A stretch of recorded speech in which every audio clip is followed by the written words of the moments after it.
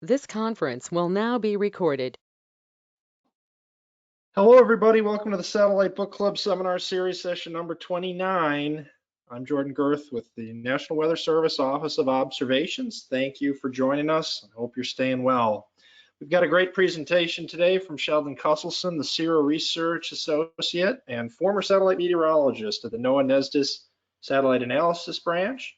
And he's going to be talking about CIRA's experimental Advected layer precipitable water product and applications for winter weather forecasting. The discussion after Sheldon's presentation will be facilitated by Chris Gittro, the meteorologist in charge at the Weather Forecast Office in Duluth. Just a few reminders before we get started that this session is being recorded, so you can share it with your colleagues that are working shift and unable to attend with us today. There will be Q&A after the presentation, but please put your questions in the chat and we will field them through there. We're always looking for future presenters, particularly from our field offices. So if you have an idea you want to share with your colleagues, please get in touch with us. And if you're looking for training, Brian Mata and his colleagues at the Office of the Chief Learning Officer can help you with that. We've got a great training team. Just like to thank the TowerS team, particularly one of our organizers, Kashawn Bowman, as well as the Office of the Chief Learning Officer, GOZAR, and JPSS program. Without further ado, I'd like to introduce Sheldon, who's with us today, who's currently working part-time as a research associate for the Cooperative Institute for Research of the Atmosphere, CIRA, at Colorado State University. He provides guidance and expertise on the improvement of existing and development of new satellite moisture products for forecasters. Sheldon retired in 2015 after a career of 36 years at NOAA NESDIS Satellite Analysis Branch, where he provided operational satellite moisture and precipitation analyses and short-term guidance in support of the Weather Prediction Center, Weather Forecast Offices, and River Forecast Centers. Sheldon, thanks for being with us today. Looking forward to your presentation. Thank you, Jordan. And I'm really like being here to present. Even though I retired from NESDIS in 2015 after 36 years of providing satellite analysis expertise to National Weather Service forecasters across the entire country, I still enjoy providing my expert opinion to satellite product developers and finding better ways to apply satellite moisture products for weather forecasters. Earlier in my career, I learned that my purpose as a government satellite meteorologist was to help National Weather Service forecasters who day in and day out stand on the front lines of hazardous weather, doing everything they can to protect the lives and property of the public. That stayed with me my whole career. It did not go away when I retired. I now continue that purpose as a research associate with CIRA. My talk today will deal with Advected layered precipitable water, ALPW for short. Why is it important and applications? The Advected layered precipitable water has lots of applications in different types of weather. This talk will highlight winter weather applications and events that show this product as a value-added satellite information to help further identify and forecast hazardous winter weather, and not just snowstorms in different parts of the country. The Advected layered precipitable water product seen in this slide is from the largest snowstorm in the DC-Baltimore area in the past 3 winters.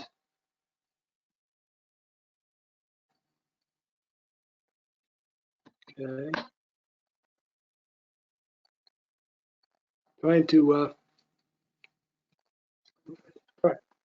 Many of you have seen and or used the operational NOAA blended total precipitable water product over the last decade. Those products became available to National Weather Service forecasters and AWIPs in 2009. When that happened, CIRA scientists and researchers did not rest on their laurels. They were already thinking ahead to a new satellite moisture product. Since I had collaborated with CIRA on the development, training, and implementation of blended TPW products, they asked me to read over their proposal for this new satellite product and write a recommendation, which I enthusiastically did. For me, this was the beginning of layered precipitable water. Like the development of a good vaccine prior to COVID, layered precipitable water has taken a while to get right and for forecasters to understand, embrace, and use. Many in the Washington, D.C. area remember Snowzilla, the January 2016 snowstorm that paralyzed the metropolitan area. It was the last 15-plus inch snowstorm in the area. I always thought most of the moisture in the atmosphere was below 10,000 feet, so I believed all I needed to look at was blended TPW. But what I learned when looking at ALPW was that the blended TPW product was not enough. In this 2016 snow event, the PW moisture above 10,000 feet was very important too. This was a groundbreaking winner case for me for further developing the CIRA experimental layered water product as a supplement and complement to the already operational blended total precipitable water.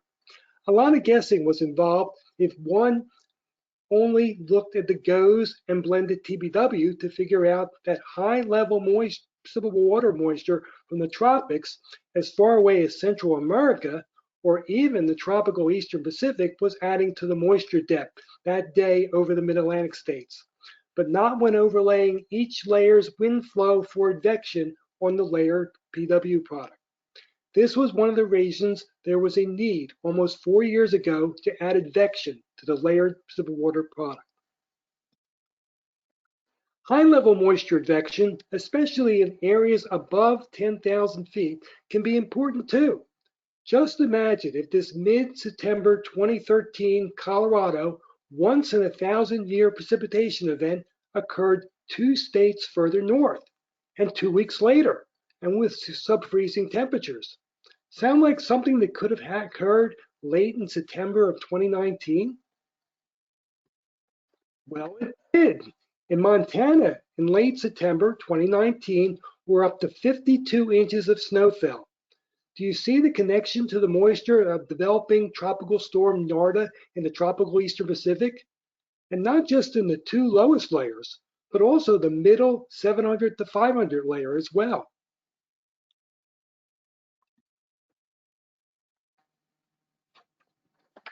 Those same ideas, thoughts, and challenges continue to hold up today, 8 years after LPW was developed.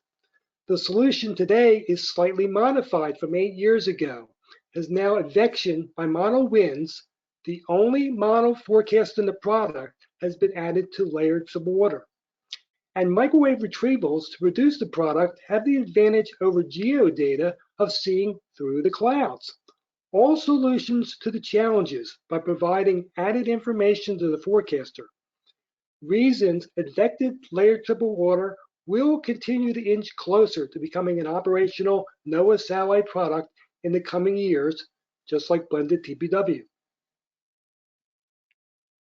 There are currently no observing systems within the National Weather Service region of responsibility to provide hourly, vertically resolved land and ocean clear and cloudy sky moisture soundings for weather forecasting. Also, no one satellite moisture product can do it all. So ALPW fills a void that still exists with other observations like radiosondes, GOES water vapor, and even GOES ABI TPW and blended TPW. This is the simple to understand way ALPW is made today. The total precipitable water from 7 microwave sensor polar orbiting satellites are separated into 4 separate layers. Then to finish off the composite product, the average GFS winds for each layer, the only model used in producing the product, is used to advect the moisture to the current time of the satellite moisture image. This has been shown to make the advected layered precipitable water more latent and reliable for forecasters who have less desire to use satellite data that is over 2 hours old.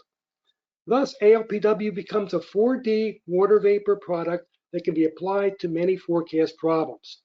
It can be used to assess the depth of an atmospheric river of moisture to determine how much of it will make it over the western US, coastal, inland mountains, Mexican mountains to affect the mid-continent. What we thought before that all we needed to look at was total precipitable water because most of the precipitable water in the atmosphere was below 10,000 feet does not quite hack it anymore.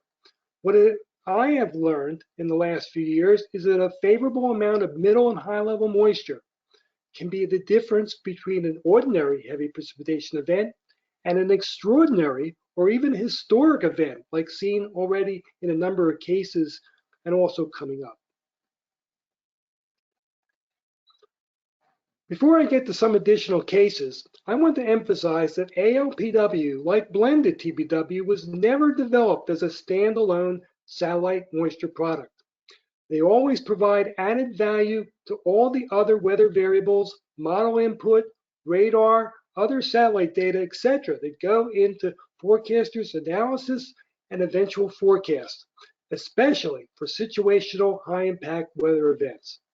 The temporal resolution and especially the refresh rate, generated either every hour or every 3 hours, make them more geared toward improving mesoscale and synoptic analysis. Plus, ALPW should improve the forecaster's geostationary satellite image experience by complementing and supplementing with the microwave data they can see through the clouds. Now, on to the case study show.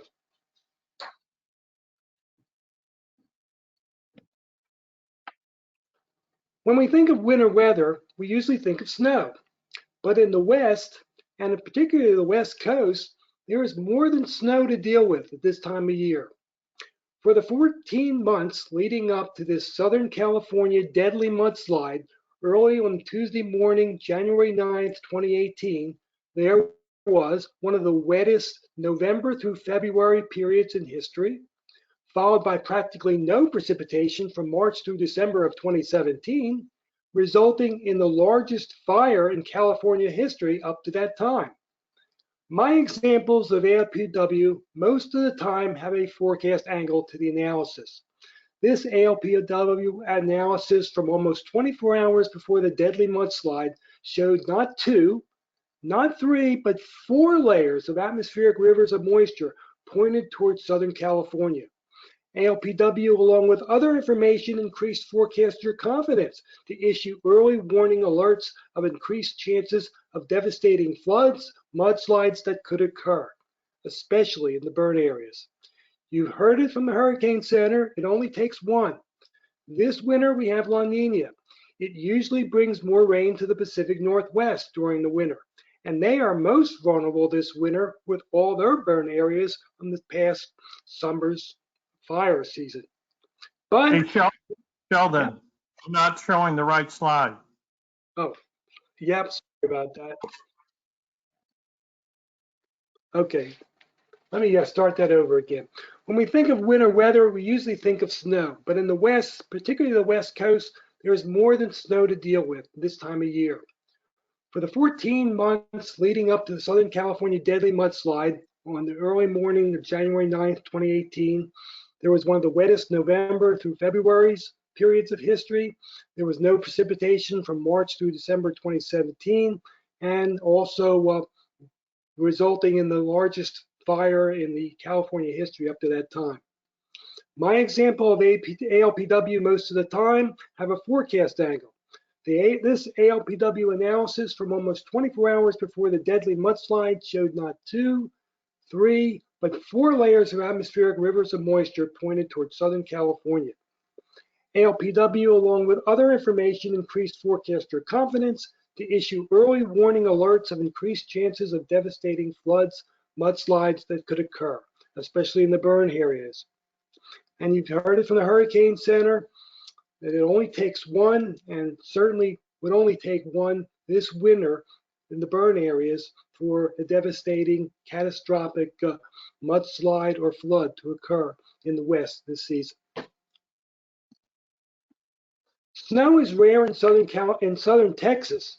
Likewise, an early season ice storm in the southern plains is even rarer and more challenging.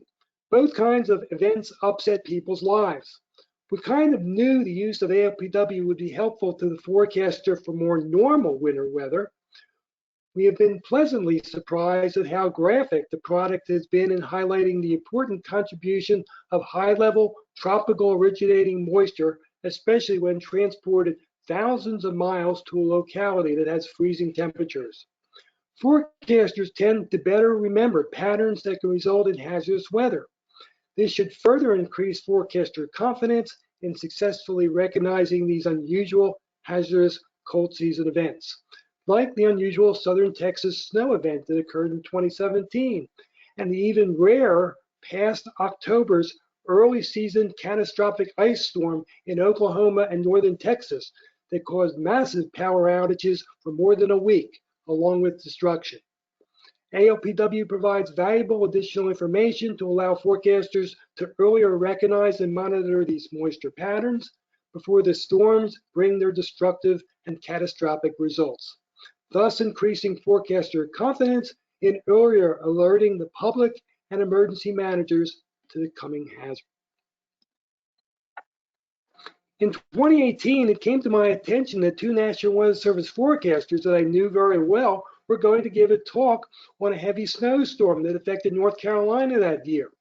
But they could not point to a definitive reason why unexpected heavy snow fell. I took a look at the satellite data and especially the Advected layers of water product. It became clear to me this was a very interesting case. Why?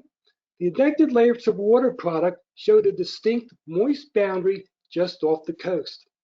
A relative minimum of moisture between that boundary and the moisture plume further inland. This could have slowed the inland low-level moisture plume enough to allow a wave to form.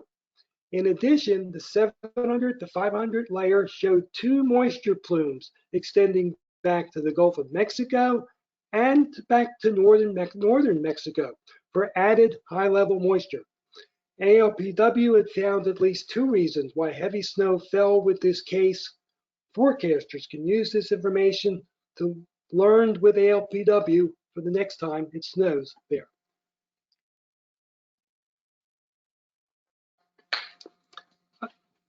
A TRAL weather system stands for Trough of Warm Air Aloft.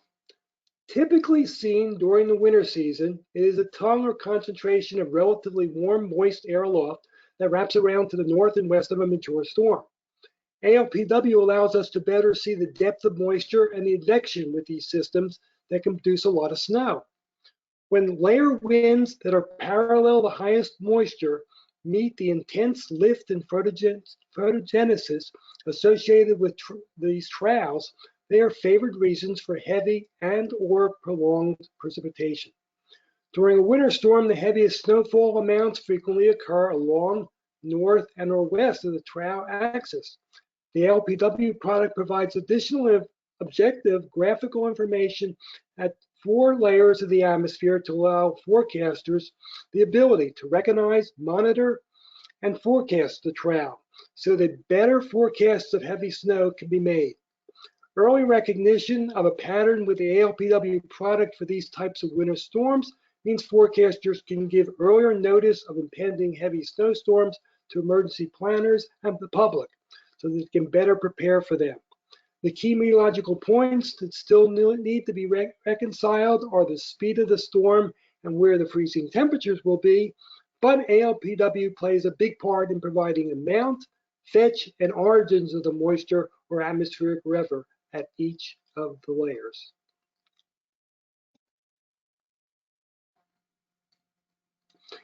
Here is a comparison between this past weekend's New England snow event and that event from 2016. The ALPW will not necessarily tell you how long a snow event will stay over one area. Again, the pattern, amount, and origins of the moisture at 2, 3, and even 4 layers, along with the transport of moisture into the cold air, will tell you a lot about the intensity of the snow with these types of systems. In that regard, ALPW provides added information to the forecaster so that they can determine if the snow event will be light, moderate, or heavy and destructive. Well, I've reached my time limit. Even in retirement, I am trying to improve existing and develop new satellite moisture products and applications to help forecasters get a better handle on winter weather. Where to find the ALPW product and a training tutorial on the internet are listed. A big thank you to the NOAA JPSS Proving Ground and Risk Reduction Initiative, NASA's support for distributing ALPW to now 30 National Weather Service weather forecast offices. John Forsyth, certainly for archiving the ALPW imagery. And in summary, the Advected layered precipitable water product is an additional satellite-derived moisture tool that will become operational in the coming years. No matter where you forecast the weather, applications of this product, including knowing the origins of the moisture and the use of the winds at various levels of the atmosphere for moisture transport, will increase forecaster confidence and more quickly and accurately forecasting when and where heavy precipitation, be it rain, snow, or ice, will fall, thus improving hazardous weather forecasts. Thank you for watching and listening. Stay healthy and safe. All right, thank you, Sheldon, for an excellent discussion on layered precipitable water imagery. All right, now that we're reaching the conclusion here, I just want to make a quick reminder that all attendees listening today, if you have any questions, feel free to type them into the chat room, and we'll go ahead and ask Sheldon those questions should you have any. Sheldon, I just got a quick question for you. One of the things that I've been curious about for several years now that I've had a lot of opportunity to look at ALPW imagery in real time as a forecaster, is there's been a lot of push and requests from the operational forecast community on trying to make ALPW a supported product from NOAA. Are you aware of any recent updates on whether or not NOAA has any plans in the near future to make this an operationally supported product? Yes, things are inching along. ALPW has been recommended for transition to operations by the NCEP Center, the Weather Prediction Center, and it's already been approved by the NOAA Satellite Products and Services Review Board. So that NOAA is currently deciding on the schedule for making it operational. If the transition project is approved in early 2021, we expect ALPW to begin operational production in 2022. In the interim, CIRA distributes ALPW hourly in AWIPS2 format via the LDM. And roughly 30, as I said, 30 weather forecast offices are now receiving it. So please contact either me or CIRA through your weather forecast office, and we will certainly try to bring it to your weather office before it becomes operational. All right, great, Sheldon. We have several questions that have been inserted into the chat room here. Did you have a chance to look at the ALPW from the November 30th through December 2nd event in Northern Ohio, specifically the Cleveland, Ohio area? Models suggested a trial type event, but was curious if you could see it more readily in this product. Sounds as if heavy wet snow was recorded across the area. Did you happen to take a look at that event by chance, Sheldon? No, unfortunately, I didn't have a chance to look at that event, but I certainly can take a look at it after the session today and provide you any kind of expert analysis of the product. There's lots of areas to look at, and unfortunately, I wasn't really looking at that area with the ALPW at the time. So that's something I can take a look at and maybe provide some additional information if I can find out who made that, who said the question. I could try to relay that to you through email after the session. Sounds great, Sheldon. How much lead time do you typically receive from utilizing ALPW in the field? Are there any leading indicators that could be used in advance of an unusual event? Well, I don't really know how to answer that question, but the way I look at ALPW is I look at the big picture and spot where the weather system that can produce hazardous weather, and those things could be certainly in the subtropics that may present a problem. later on for the next few days or even out 5 days. And those are the things that I want to kind of keep an eye on the layered water product, and not just for the low level moisture, but also the high level moisture that can mean the difference maybe between a ordinary winter weather event or a extraordinary winter weather event. So that's hopefully I've answered that question. I think so, Sheldon. Just so everybody knows, Sheldon keeps an encyclopedia of events. So if anybody ever has any specific event that you would like some expert analysis on, Sheldon's always available to take a look at that imagery. I got one additional question for you, Sheldon. Okay. With the advent of layered precipitable water imagery, we're now able to inspect moisture distributions at multiple levels in the atmosphere more effectively than ever before. Based on your many years of operational forecasting experience, Sheldon, briefly describe how layered precipitable water imagery has positively impacted your ability to assess plumes of moisture from different source regions. Okay. In my early days of my career, all we really had was ghost water vapor, and it was great, compared with nothing in the 1970s on a geostationary platform. And we can access low, middle, and high level moisture from the ghost channels, but the ghost sensor cannot penetrate through the clouds. I want to kind of make that point that how great geostationary data is, and we can't live without it. The sensors on the geostationary platform can't penetrate through the clouds. Clouds provide us with no information.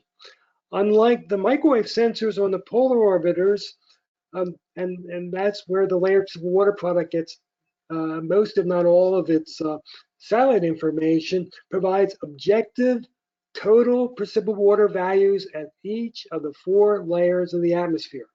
So whereas the ghost water vapor channels only sense subjective moisture at a mean part of 3 separate layers in the 3 channels, the layered precipitable water product provides actual objective amount information in all 4 layers of this product because of the microwave sensor. And that's the reason why I look at satellite data, not just look at one type of satellite data, but I look at many different types of satellite data to hone in on the forecast problem of the day and improve my weather forecasts.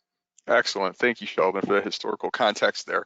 All right, this is going to be the conclusion of the formal portion of the presentation. If anybody has any additional questions, I encourage you to stay on to ask after the fact here, but I'm going to go ahead and turn it over back to Jordan for concluding statements. Jordan, take it away. Thank you, Chris, and thank you, Sheldon, for your presentation. Every time I hear a presentation from you, I learn something more about total precipitable water and those forecasting challenges. I really appreciate you being with us today, and thanks for staying on for an additional 15 minutes after the formal conclusion here to take any questions that have arisen in the past few minutes. For those of you that have to leave, I totally understand. Hope you're staying well, and hope you'll join us next week, Thursday, December 17th, once again at 12 noon Eastern. Patrick Ade, Science and Operations Officer at the Weather Forecast Office in Duluth, is going to be discussing Midwest winter satellite challenges and opportunities. So look for an email from the Tower S team on that.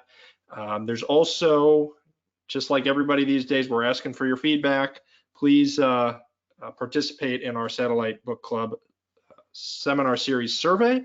And we're approaching 30 sessions, so it's been a great year of Satellite Book Club seminars this year.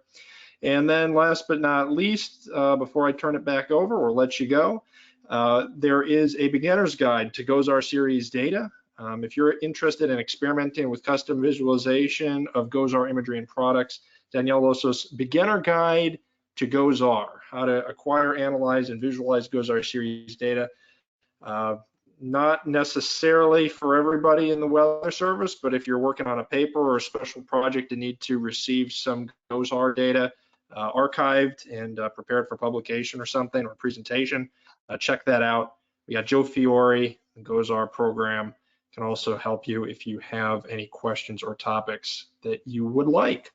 So with that, also feel free to contact the Tower S team if you need configuration of satellite products. We've got Lee Byerly, Gershad Bowman standing by, willing to help you. And with that, we'll turn it back over to Chris and Sheldon. Stay well, everybody. Thank you.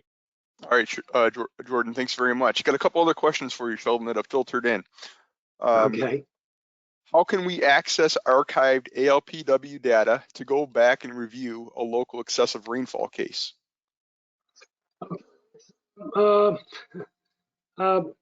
Pretty easy but it necessitates knowing a URL to John Forsythe of CIRA's archive. And so let me see whether I can bring up. Yeah. John's always been my my go-to person because I've looked at multiple cases for research purposes, and John has always been there to recraft and rerun the data if necessary. So maybe we could post John's email in the chat room for everybody to have. Is there a way to share my screen now? Okay. All right. Whoever, I guess, asked the question, if you go to this URL that's up there, hopefully you can see it. There is an archive of both LPW or ALPW. Well, first was LPW in 2016. The archive goes back to April of 2016 and is up current to the current today. All the LPW data that's been generated since April of 2016 is right there. And I would not be able to do any of these case studies without this. You just can't do it in real time. You can't do case studies in real time. So there's John Forsythe has made this a great website to access past ALPW data for looking at particular cases, and not just winter weather cases, but obviously all different types of cases: severe weather, tropical cyclones, other heavy precipitation that causes flooding at other times of the year and things like that. So hopefully that's what I show, what I'm sharing now is helpful for the person who asked the question and other people. Yep, and we're working on getting that link. We're going to post that in the chat for everybody as well, Sheldon, so everybody will have access to that here. So Sheldon. This is John here. Thanks for posting. Oh, hi, John. Yeah, hi. Yeah, those file names in there they're 12 image every 3-hour loops. So the time is the latest time in there. So yeah, they're just anonymous FTP. You can just drag them and drop them that way, animated GIF.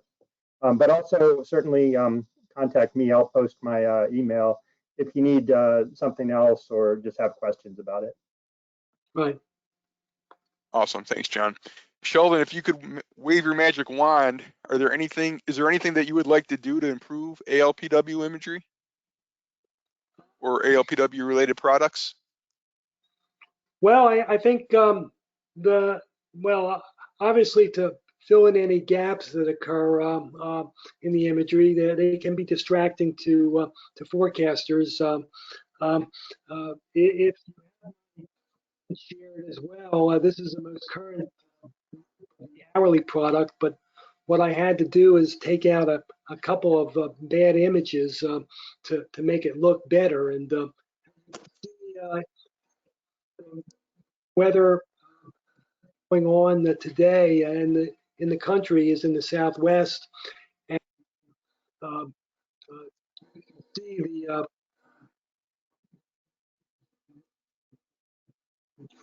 the work in Arizona to produce a little bit of snow in the higher elevations and rain in the lower elevations that extends and originates in the tropical Eastern Pacific. with that. That's probably the big thing that needs to be, I guess, made better with ALPW to make sure there are less and less gaps in the data, so that forecasters don't get distracted by looking at the gaps in the data. And other than that, maybe coming up with a climatology that now that we have at least 4, 5, 6, maybe as much as 7 years of ALPW data, to come up with a climatology and compare it with different times of the year, different types of storms, to see whether the moisture in a particular layer is either ordinary or extraordinary, to provide additional information to forecasters for the next coming weather event that may affect their area. Excellent. Thank you, Sheldon. Just trying to see if we have any additional questions. Oh, why don't the geostationary platforms utilize microwave instruments? Okay, over the last, I guess, 8, 9 years or so, there was a thought that maybe they could put a microwave instrument on a geostationary, but right now I don't believe it's technologically possible. You need a 4-meter antenna on a geostationary platform to have a microwave sensor, and that's just not technologically possible, and it's very expensive. So until those two things, at least those things, get resolved, we're relegated to having microwave sensors on the lower Earth orbiting, polar orbiting satellites. And maybe in the next few years, there's thought of putting up a lot of smaller polar orbiting satellites, so that we can have this microwave data instead of every few hours, maybe every hour, with 6 to 9 of these smaller systems in a polar orbiting route over the Earth. Sheldon, this is John. If I could just add to that, that idea of a geo microwave instrument, goes back to the 1980s. You can find journal papers about it. We've never had a really like an experimental geostationary science program, which would typically come out of NASA. So NASA has had lots of concepts for this type of instrument.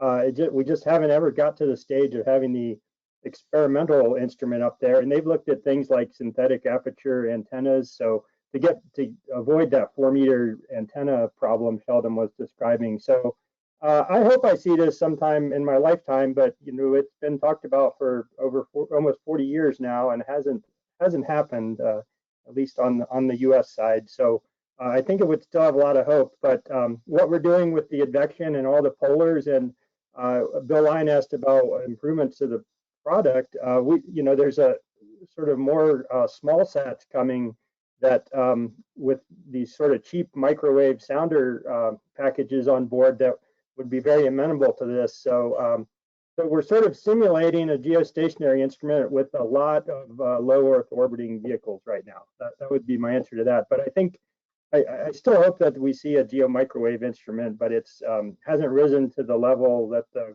cost makes that case go forward. Thanks. I got another question for you, Sheldon. How have you, over your years, even since you've retired, how have you seen these products being used operationally by national centers and local forecast offices, et cetera? Well, the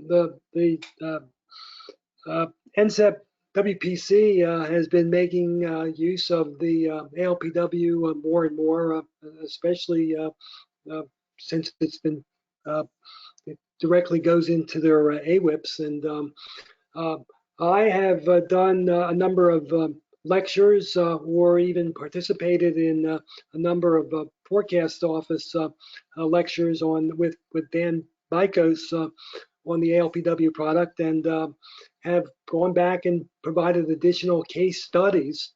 Case studies usually get forecasters' attentions as to how good this product could be for them, and those case studies have been provided to forecast offices like Indianapolis, Sterling. I gave a lecture last year on weather applications.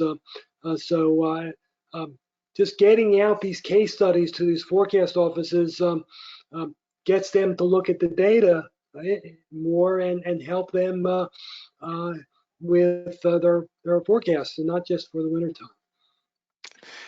Absolutely. We've even been looking at using ALPW from a severe weather forecasting perspective as well, and being able to help identify and track elevated mix layers, specifically in the 7 to 500 millibar plot of ALPW, looking for dry air emanating from source regions in the higher terrain, northern Mexico, Colorado Plateau, etc. So it definitely seems to have wide range use for multiple facets of operational forecasting. Are there any other questions that we could ask Sheldon today? Anybody else have anything for the chat room? I'm not seeing anything else come in. Oh, we do. Okay.